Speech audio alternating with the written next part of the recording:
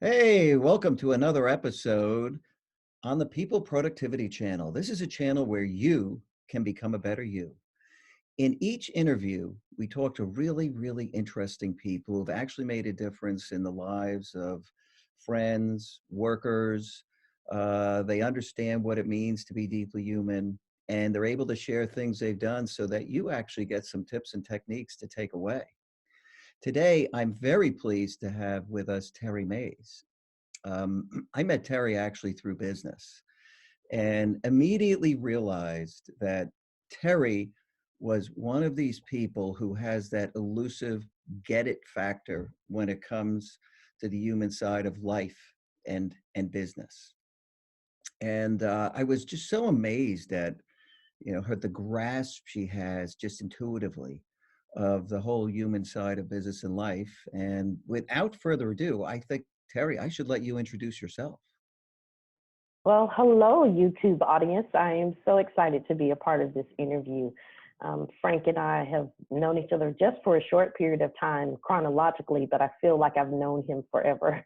Like it's that kindred spirit that has just Yeah. really connected us in a way that really brought some validation to the way that I thought and just things in general about work and about people and about relationships that in the back of my mind, I thought there's got to be a better way. And then I talked to Frank and I find out there is a better way. So this is probably one of the coolest things I've gotten to do in a while. But Yeah. my name again Oh is God, Terri Terry, I Mays. cut you off. There we And go. We always have so much to say to one another. I know it's always so much fun because you give me energy and I give you energy and we just kind of go at it and it's so fun. Yeah. But Our my conversations name is are always Terri so. Mays and I'm the IT relationship and customer experience manager at Honda Manufacturing of Alabama. I've been with Honda for 5 years, just celebrated my 5th anniversary here. I have been in IT for more than 25 years doing various roles on IT teams and working on different projects and with different customers. Here at Honda, I also chair the African Americans in Manufacturing Business Resource Group. And I am also, as if I have a whole lot of free time, but I do co-chair a Business Relationship Management Institute Community of Interest group with Miguel Cockburn and Steve Plant, who actually works with Frank. So it's really exciting to be here. Yeah, and Terry, I love the fact that you pursued relationship management and saw the importance of it. So, given you are this relationship manager and you've obviously done a great job, we can get into that too. I mean, the results you've turned in are really remarkable in terms of improving the performance of the team down there. And it was all about the different human things. But what have you learned about the importance of relationships in the workplace? What could you share with the audience? The relationships are everything. Um, there are so many things that have to get done in a day. And if I didn't have relationships to leverage to get those things done, I don't think I would be as successful in business. I rely heavily on building relationships with people in times where I don't need anything. So I'm constantly in that mode of what can I do for somebody else? Being a helper is just kind of innate to who I am. Mhm. I was born that way. So Yeah. I'm always looking for ways to be helpful and to add value to other people. So when it's time for me to leverage a relationship to get something done, I've already laid the foundation, not because I'm going to hold this person and say, you owe me, but because I genuinely want to be in relationship with this person. It's a give and take. Mhm. So I'm constantly pouring in, and I'll be the first person to add the value and to bring something to the table.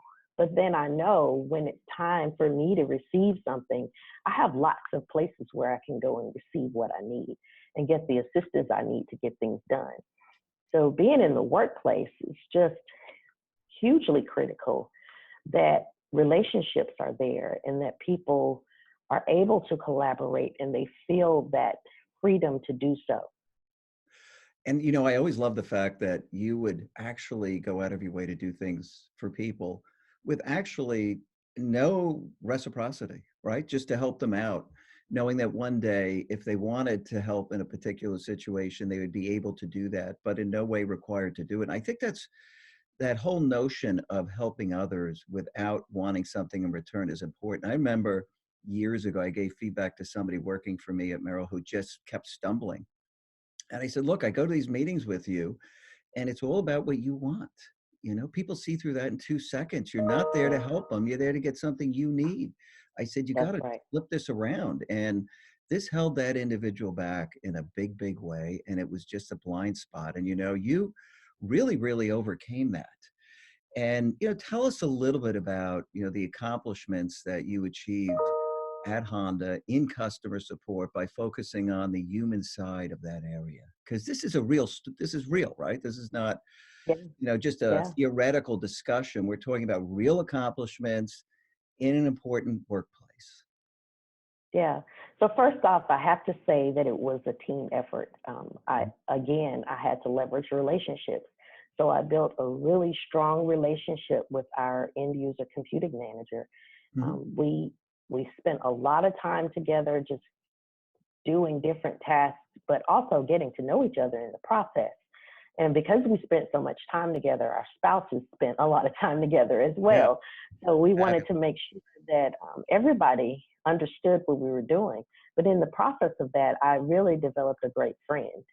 And so out of that friendship, we began to restructure the team and really decide some things about how we thought the direction the team should go, some of the strategies behind who to hire and who not to hire. Like we changed a lot about that. We changed a lot of what we were looking for, not just people. So he supports help desk, PC services, print management. At the time, he also had cell phone support and desk phone support. So it was just not just looking for skilled technicians, but also looking for people technicians, Yeah, people that understood the importance of providing a great service to people, that it wasn't just about following the script and doing things in a certain way, but actually engaging with people as they're there and not treating them as if they're an interruption in your day. And yeah, so we really worked hard at building that team and making sure that people understood what their responsibilities were and what was expected of them. And then we held them accountable. So it was really a change in philosophy and how we hired. We actually had a team manager in place. So now people understand the structure, they understand who to escalate issues to and how to get things resolved. We actually, not even just on the end user computing team, but our whole department changed. So it wasn't just a success for end user computing, it was a success for our whole department because they are at the front end. The help desk is the first point of contact inside of IT. We started there, but similar changes were happening all over the department because we had a new department manager and a new operations team manager, hmm and a new manager, a new end user computing manager. All of this happened within almost the first year of me stepping into the relationship manager role. And the great thing So, is you were able to work on building this unseen fabric, as you called it, you know, the DNA that held the place together. And, yes, you know, how people learn to operate on the basis of that DNA. I mean, that's certainly very powerful. right. It was no longer just something that we said because it sounded good to other people, but it began to be something that we embodied and something, a way of life that we embodied and lived. It wasn't just something that we were saying. It was clear and obvious to people that we really did want to offer gold level service. So that was our path that we started on with the help desk, was just we want to offer gold level service. So what is gold level service Mhm. and how can we get people to that next step in providing the best support that they can provide so that issues are resolved first time and they don't have to keep coming back for the same problem over and over again.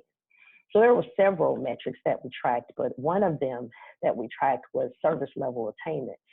and we tracked our throughput. And what we saw is that our service level attainment went up and our throughput doubled when Yeah. we started focusing on the people. And we spent a lot of time pouring into the individuals on the team and making sure that they understood that they were important and what they wanted and how they wanted their team's culture to be was important. But they were the culture. Hmm. Again, it's not, culture isn't something you can just go to the store, go to the culture section. I'm going to go pick culture off the shelf. I want a vibrant culture. So I'm going to go and purchase it and take it back to my company and Sprinkle install it it. around. Right. I'm just going to sprinkle the culture dust all over the Yeah. office and people will get it. That's not the way it works. You have to be the culture. My pastor gave this great illustration where he was teaching our dream team is what it's called, but anybody that serves in our church, they're part of the dream team. And he really wants us to think about looking at problems and solving the problem instead of just waiting for somebody to come and tell you what to do, bringing solutions to the table. I think it's such a unique way of looking at serving in a church. But he shared this illustration, and Frank, I don't know if you've got that picture, Oh, but yeah, actually, let me go in and share my desktop okay, quickly. And then I'll flip over to that. Here we are. awesome. So if you look at the picture on the left, Yeah. this is Death Valley, California. And I love this quote from my pastor is you have to be culture. And I think for the purposes of our discussion, you can really interchange people with culture. You have to be it. You have to experience it and embody it and show it to people. It's not, again, something you can just go purchase off the shelf. And so he talked about how in Death Valley, California, it's very hot, very dry. There's not a lot of rainfall that comes. It's maybe less than 3 inches a year. The temperatures are over 120 degrees. And so what you end up with is this desert land Mhm. where there's nothing, it looks like there's nothing living there. But in mid 2004 to 2005, Death Valley, California got about 6 inches of rain. Hmm. So if you think about 6 inches is really not a lot of water, It's but the nothing in the water grand began, scheme of things. no, not at all. But the water began to pool on the surface of this very dry ground. And what you ended up seeing was the picture to the right. These wildflowers started blooming all over the place. And it was all from just that simple 6 inches of rain. And to me, that's the same thing that we do as relationship managers. We bring that water into the dry areas, the dry relationships, the dry departments and teams where people are working in silos and they don't Mhm. value each other and they're hoarding information. They don't want to collaborate. They don't want to compromise. They're working towards their own agenda versus the team's agenda and the company's agenda. So relationships come in like water and Mhm. they bring to the surface the life that was already there. So the seeds for all of these wildflowers were already there in the Just picture on waiting. the left, just waiting for somebody to come and bring it out. And I think that's what we do as relationship managers is the capability to have highly functional teams is already there. We just have to have the right people that know how to pull things out so that people feel comfortable, they feel safe in their work environment, they feel like they can share and really be themselves. So it's really an awesome thing that we get to do as relationship managers. And that's another one of the things that's so exciting. I get to do it. It's not something that's a hardship for me. It just kind of flows out of who I naturally am. Yes. So so the Japanese would call this ikigai. They would say that this is my reason for being Mhm. because it's the intersection of where my passions and my purpose, my mission, my vocation, all the things just kind of come together. And at the center of that is ikigai, your Mm. reason for being. So I wake up every day And I build relationships because that's just who I am. That's why I was put here. I have a purpose, and every one of us has a purpose. When Yes. there's something really magical that happens when you find your purpose and you're able to flow in your purpose, it's no longer work. It's Oh, no, it's it's a passion. fun experience. It's passion. It's all It's passion. passion. One of the things that's also really cool about just working at Honda, Honda has core values that every company has core values, so that's nothing unique. Yeah. But one of the things that my division manager did to try to help us remember some of the core values is he gave us these culture cards. And my church at the same time, so this has just been like full circle for me. At work, I'm hearing all about culture, and I'm co-chairing this evolving culture community of interest group. And then I get to church, and my pastor is talking about culture cards. Yeah, So that's fascinating. I love the fact that we're in this awakening that's happening. And, yeah, yeah, culture, I remember in 2013 when my book, Transforming IT Culture, came out, I went on LinkedIn to look up people who had job titles with culture, and I think four names popped up. This was February or January 2013. And by 2015, Merriam-Webster had put out the word of the year, and this came out in January, so it would have been what word had the highest increase in lookups. And in 2014, that word was culture.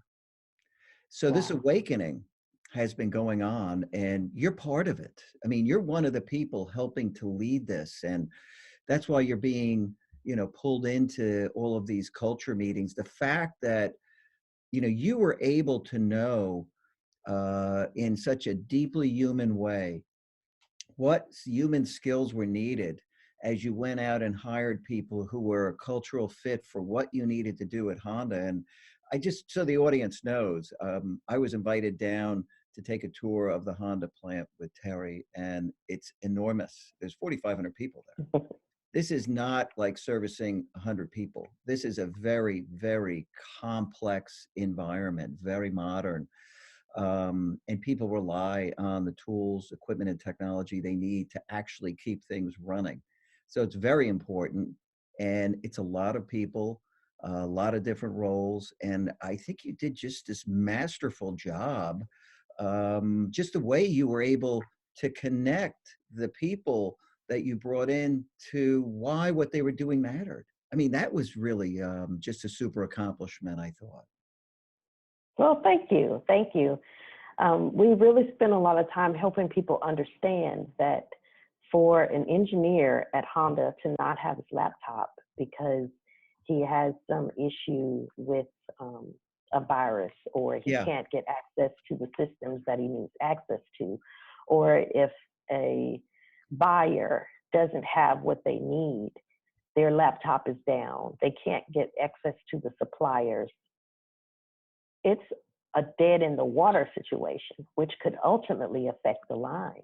Mm, So if we can't get the parts delivered and we can't get the corrections and the updates that we need to make, and the engineer can't work with the design teams because he doesn't have the files and the information that he needs, it's just as critical as not having that part to apply to a car. hmm. And so we started to really get people to understand that connection, making that connection between what they're doing and what they're seeing happen in the production floor, which for IT, typically people don't think about it as being a very vital part. But because of the digital age that we're moving into, and because of the amount of technology in the car, there are systems that are required in order to complete the build process. So Yes. if the systems are down, you can't finish building the car because of all the technology in it. So it's become even more important for us to understand that we can't take 6 weeks, 8 weeks to get issues resolved or to get a new person their laptop. They really have to come in and hit the ground running. Yes, and look, and the fact that A, you were able to get them to understand why they did was important. So they understood that they were working on something that mattered, right? People don't want to waste their time. Right. They want to work on something Right. that really matters. I think, the fact that you brought that human dimension in, and then you're able to treat them as also as individuals who, did get that feeling that they really were needed. And humans need to be needed. Otherwise, you start to question, why am I here? And Right. I think that was another thing that you did that was just so well done, that all of this added together to just double the throughput. I mean, it's an incredible accomplishment, actually. And most places are working in a malaise. I call it the fog of work. People are in this fog. They're going through the motions. They're probably working a lot harder than people are in an environment where all that friction and the barriers and everything have been removed. They're getting double the work done, but it's much more effortless, right? Right. That's right. Yeah. Understanding that you're not just doing busy work. So for me, I have to add value. If I feel like what I'm doing doesn't have a purpose, I don't want to do it. And it's going to be a struggle. And most people are that way. They don't want to just do things just for the sake of doing things. They Yeah. want to know it's making a difference, that it matters. Otherwise, they could be doing something that they love, Yeah. especially if they're in a job where they don't necessarily love what they're doing. You have to show that it matters what they're doing so that they'll have passion for what matters, even if it's not their particular passion, even if Mm. it's not their personal passion. They'll have passion and they'll care about it because they know that it makes a difference. Yeah. And I'll tell you what, you said something to me one time: when you know better, you do better. That's right. That really resonated with me. Maybe we could chat about that for a second too. How did that come into play? So there are a lot of things that I've learned over my short lifetime. I don't want to sound like I'm this old wise sage, but as I get older, the more I realize I didn't know. So I did out of what I knew. But Mhm. now that I know, I have an obligation to do better. I have an obligation to do better for my husband, for my children, in my workplace. The older I get and the more I grow and the more I understand, the more I have an obligation to share with others and to give and to just be my best self. So Mhm. the more I learn about me, the better I can be, because now it's not just me relying on something from the past, but I can, or something that somebody else told me. I can give out of what I know about me, and the difference that I can make as an individual just grows. Each year I get better and better and better. And I want to continue to get better. I want to continue to add more and more value in different situations and different building relationships with different people and in different ways. It's Yeah. just something that I strive personally to just continue to get better. So I have that obligation that when I know better, I have to do better. I have to do something with what I know. Yeah, and you were able to actually share that whole passion, and I'd call it a mindset almost, with the team, because actually they ended up knowing better and in fact doing better, all of them. That's And right.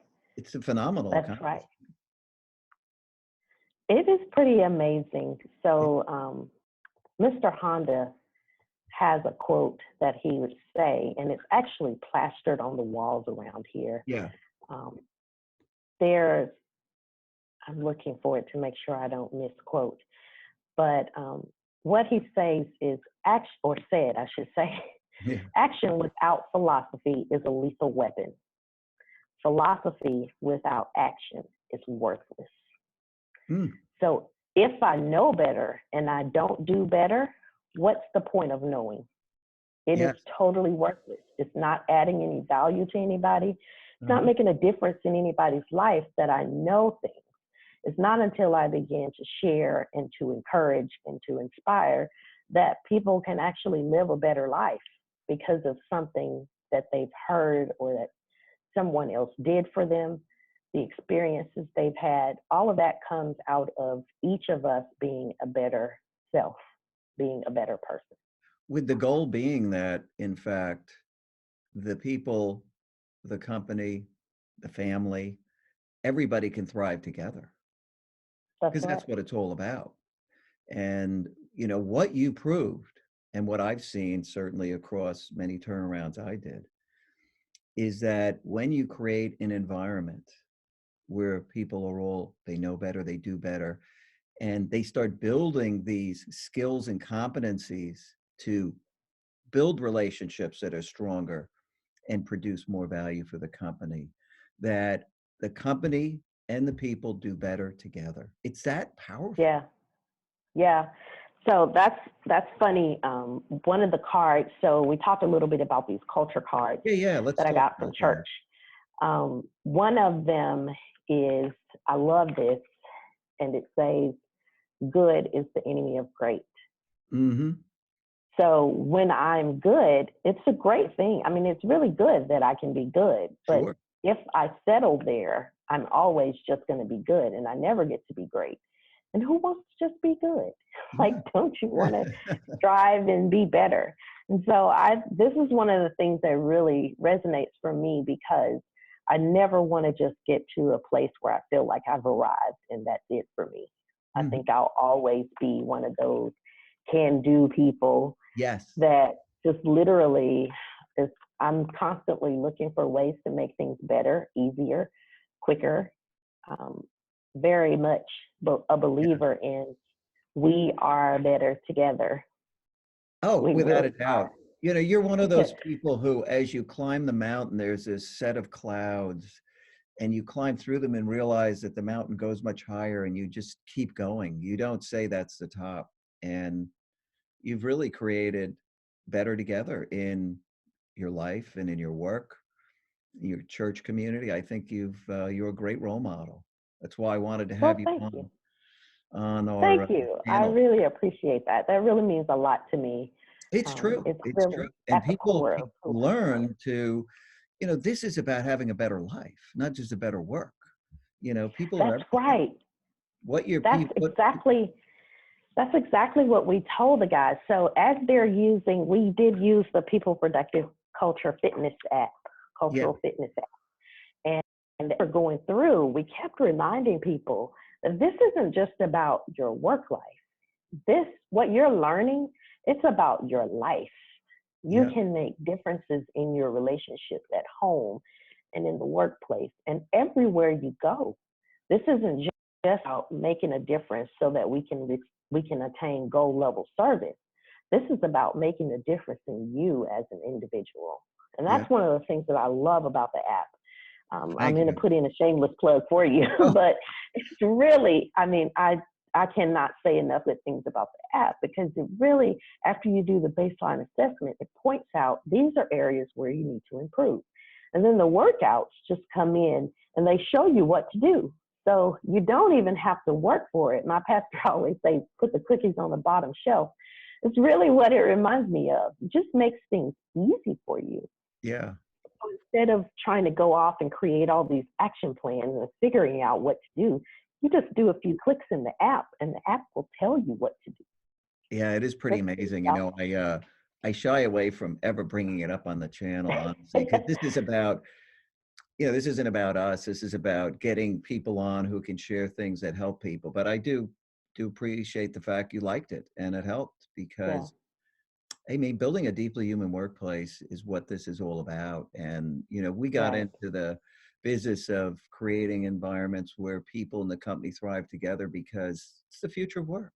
It's everything. Yeah, Why yeah, wouldn't we want that? Why would we want people suffering at work, having lesser lives, when in fact, that is just operating on an uninformed or misinformed basis. They don't yeah, understand that's the worst way of actually operating. You're really actually achieving much less, and people are suffering in the meantime. And these companies will not survive unless they actually can really build truly thriving communities. And, the fact that you are one of these people who had very deep aptitude for this, you did it intuitively, but like many people, you had that epiphany and said, I see the power of this because you experienced, on the job and in life, what was possible when people were motivated, had their achievement needs met, felt a sense of belonging, put down roots, understood why what they were doing mattered to the organization, and brought all that energy in to help people. And the discussions we had about this unseen energy force and how real it is, even though you can't see it, right? Like electricity, you Yeah. can't see, but it's there. But this relational energy that connects everybody, I mean, you experience that. Maybe we should talk about that. Yeah, absolutely. When you walk into a room, you either feel the energy and the life just suck right out of you, or you feel energized by what's happening in the people around you. It's very much an intangible thing. You can't really put your hands on it, and you Yeah, can't, like I said, go to the store and pick it up.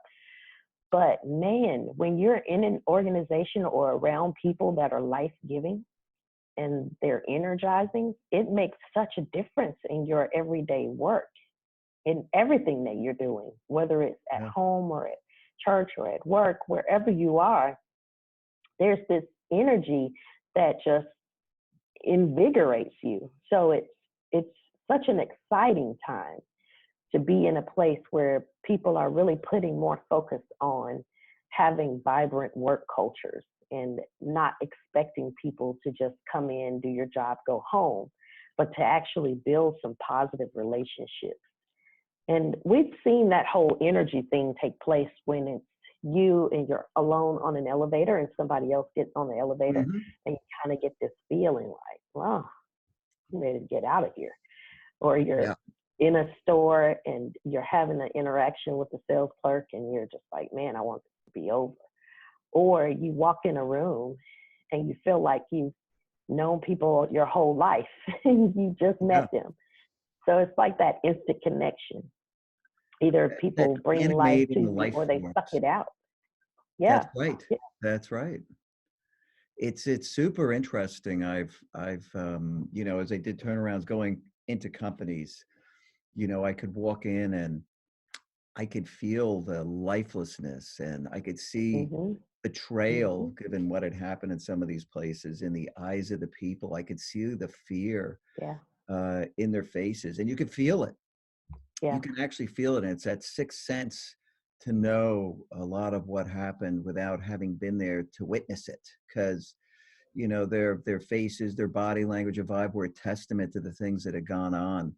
And I knew immediately that a lot of dehumanization had taken place, and they weren't actually able to really engage in what they were doing. They weren't producing, they weren't coming together, they were engaging protective behaviors. And you solved for these things and created a great work environment. And I just immediately felt this kindred spirit when we got together and Yeah. chatted about this, because Yeah. it is an epiphany and an awakening. And I'm really excited to see this going on. One of the things we talked about was safety, and Mm-hmm. creating that environment where it's safe to build relationships and safe to create things. And you saw that as well in your work. Yeah. Yeah. It's important for people to feel safe to just be who they are. One of the very interesting things about working in IT is we're all very quirky people. For sure. IT people are a little bit different. Yeah. We're very much not people persons. So I'm a little bit of an anomaly when it comes to that. I really enjoy being around people and having conversations. But the vast majority of people that I work with are not people. Yep. And so it's it's important. It really does make a difference when you have people that can just be their authentic self, not try to be somebody else, but just give out of who they really are. Um, it's important to just be. And so that was one of the other things that we worked on, is just helping people build the relationships where they may not have just naturally gravitated to each other. We kind of put them in social situations where they could really take steps back and really get to know each other, spend time eating together, That kind of happens Yeah. automatically here at Honda because of the way we're structured. Yeah. Everything is very orderly, as you can imagine. But lunch times, most of the time, people sit with their teams. And so you get a chance to interact with the people that are on your team This is great. and really get to know them in a setting outside of work, so to speak, as you're on a break. You can really get to know about people's personal life. And that's really how you start to build a relationship. You get to know more about them, not just as the associate, but as the person. Yeah, fabulous. I think you've done just an amazing job down there. And, I think as we start to wrap this interview up, um, are there any parting thoughts, ideas, or suggestions you would have for the people who are watching this? Put you on Um, the spot. I know there are a lot of things I would say, but I'll share this story. I was new as a team manager early on in my career. In my Okay. early 20s, I was really nervous about being a manager, wanted to do a great job with it.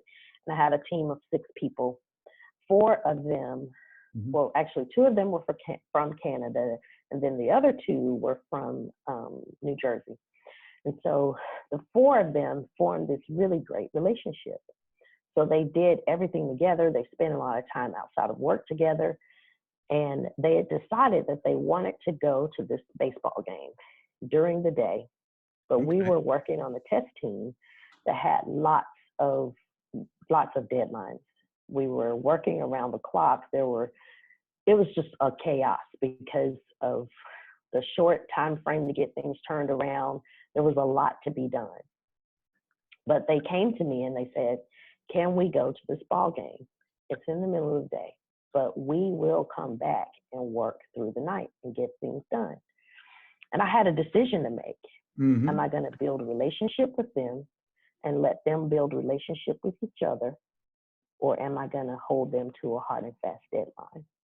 Mhm. So I chose to let them go to the game because Well, I that felt was, like very trusting, really, at the end of it the day. was a big Very risk. trusting. And Yeah. again, I was very young and I didn't really know. But that gamble turned out to pay back in ways that I could not have ever asked. So people gave to me out of that, realizing that I really do care about them and about their relationships and about their personal desires, because we had been working so many hours.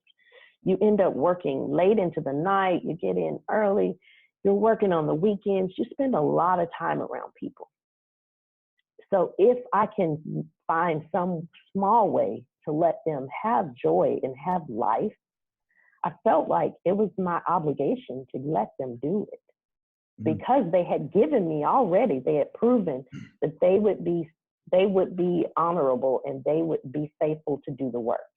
Yeah. So What a I great just, leadership lesson. yeah, I What a stepped great out and I said, go for it. And so when people came by and they said, "Where's your team?" They're out of the office, but they'll be here this afternoon.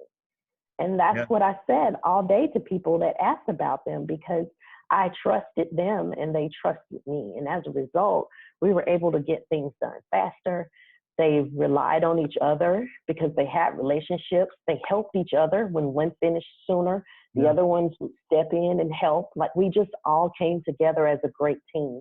And that was one of the very first times that I saw how important it is to have relationships and good Sure. relationships That as the build that foundation of chemistry what you're doing. that Yeah, chemistry, that shared accountability. That's hard to achieve. That true shared yeah, accountability where yeah, somebody would yeah. step in and help somebody else because they care about, they're responsible for us as opposed to being Right, just responsible for themselves. I mean, that's a big deal, actually. right, right. It's a huge deal when Yeah. people are willing. But the thing about it is, each one of us has reserves. So when we come to work, we show up and we give out of what we have. But all of us could do more, right? So we're not giving every single thing that we have. But there's something really interesting happens when you trust your leadership and you know that they trust you and that they give you leeway to be your authentic self, and Hmm. they don't hoard or keep things from you. They're very open and honest. There's a lot of integrity. When you feel safe in that environment, you open up the reserves of what you can do. You go over and beyond automatically without anybody having to ask you to do it. You just do it out of your overflow because you care. And Yes. it's like once you make that connection and you care, you know that your manager cares. There's exponential amount of potential that's available to a company once you tap into that and you know that they genuinely care about you as an individual. It's You amazing. know, it is, I'd say if there is a takeaway from this call, it is the exponential nature of what humans can do. And there was so much untapped ability that people have to give if, in fact, those leading them and those coworkers who are around them actually were to care about them, help them, and to get this kind of mutual engine of success going where people want to just go travel to higher levels of greatness together. And there's nothing you can't beat that. That's right. That's incredible. I thought you said it perfectly. I think you did. Well, Terry, I would say fabulous conversation. I just love chatting with you about this stuff. You have such deep kind of that get it factor about all of this. You did find your passion and purpose, and we're definitely going to have to do this again and share more with our audience. So Yes, really appreciate it. absolutely. Thank you so I much really for coming on. enjoyed it. Thank you for inviting me. I've never done anything like this, so this has been very, very wonderful. Well, you have so much to share. I am just so glad I was able to be the first person to have you on an interview like this. Hopefully, you'll become as famous as you deserve to be. So, well, thank you. All the best. Take care. See you soon. Bye bye. Bye.